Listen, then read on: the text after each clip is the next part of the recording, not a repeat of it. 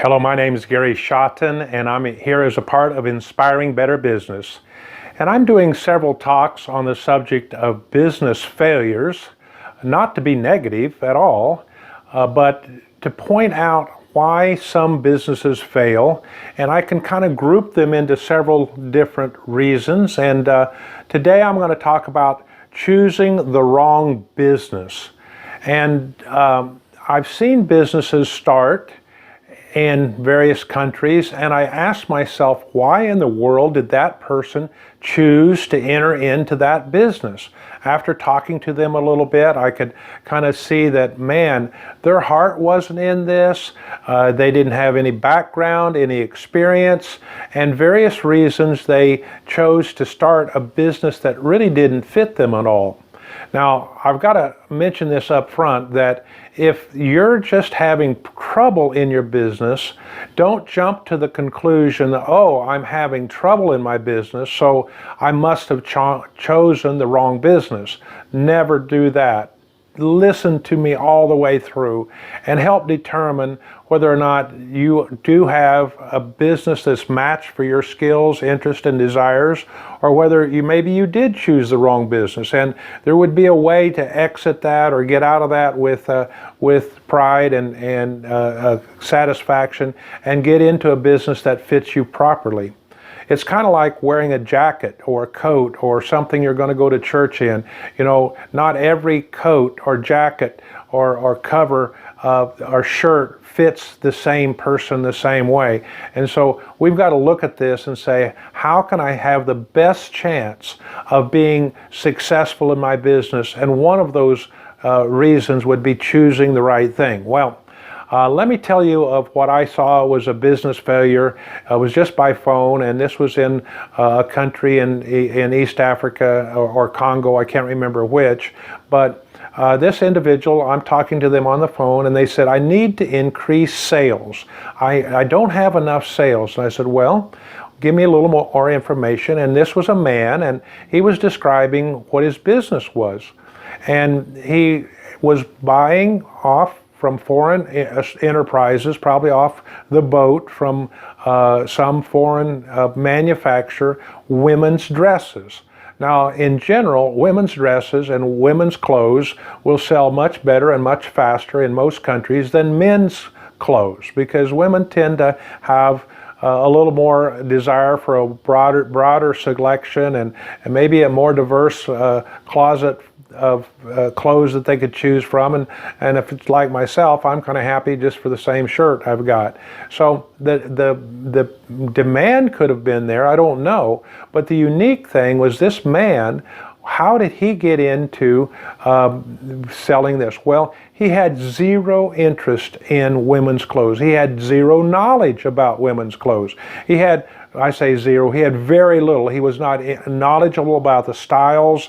You see, in clothing, I would think you would want to be studied up and have a desire to know what's the new fashions and what's the new styles and what's the new colors and how are we trending. And in talking to him, he was from a totally different background.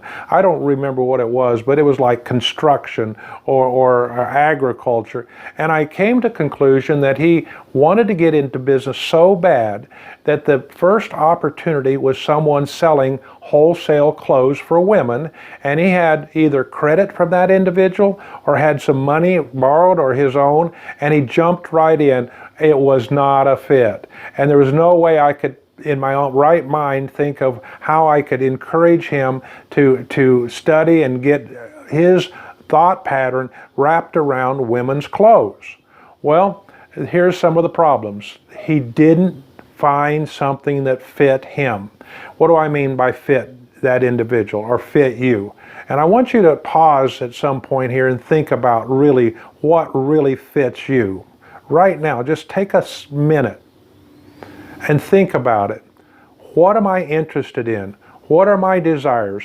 What are my preferences? And what do I like to work inside or outside a building? I mean, behind a desk or outdoors with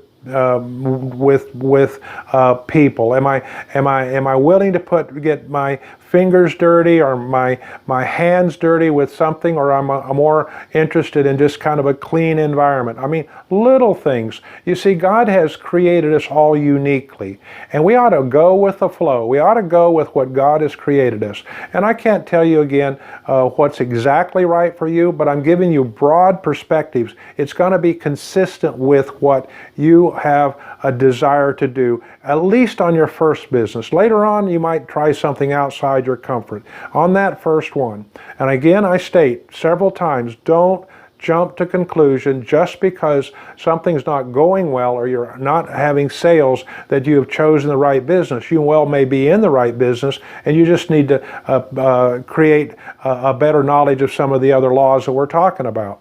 So let me give a couple good examples. My friend Paul Mina, in a town in Kenya, I visited with him 3 years ago, and we had another person visit there in the last several weeks. And it's amazing. They are outdoor people. They saw the need for crushed rock to make cement, paving, and building supplies, and that was inside their niche. They did their research. They knew how to go after it. They bought some land, 12 acres of solid rock land, and now since then they bought some more because they're buying. It's going so well. They have the raw materials for concrete, for pavement, for doing roads. Wow. And the last report is now they've actually added value. They're actually making cement bricks and things to do with concrete precast culverts. They are amazing. Well, they stayed and started inside their gifting. Let me talk about my friend Alfred Matua in Nairobi. These stories are on our website, but he was an auto mechanic. He was a small child, and when he had no money for toys, he would make his own toys out of just aluminum pop cans. He had a whole set of cars made out of his own hands. And when I was there again 3 years ago, he had the most amazing mechanic shop. But he was able, because it's inside his ability, inside his niche, inside of his anointing, inside what God had equipped him. He's designed to fix cars. Well, now, he has many workers. He has cars that are what we call taxis now. It comes with a driver. He's buying bigger equipment. He's doing remodeling. He is doing body repair on these vehicles and having a success like crazy good success.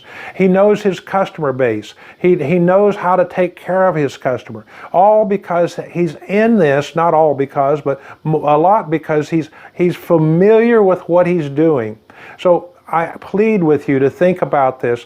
Be careful to stay inside on your first business for sure, inside something you somewhat enjoy, that God has equipped you for. You have extra skill sets, and don't just go out for the first chance that you can get into business.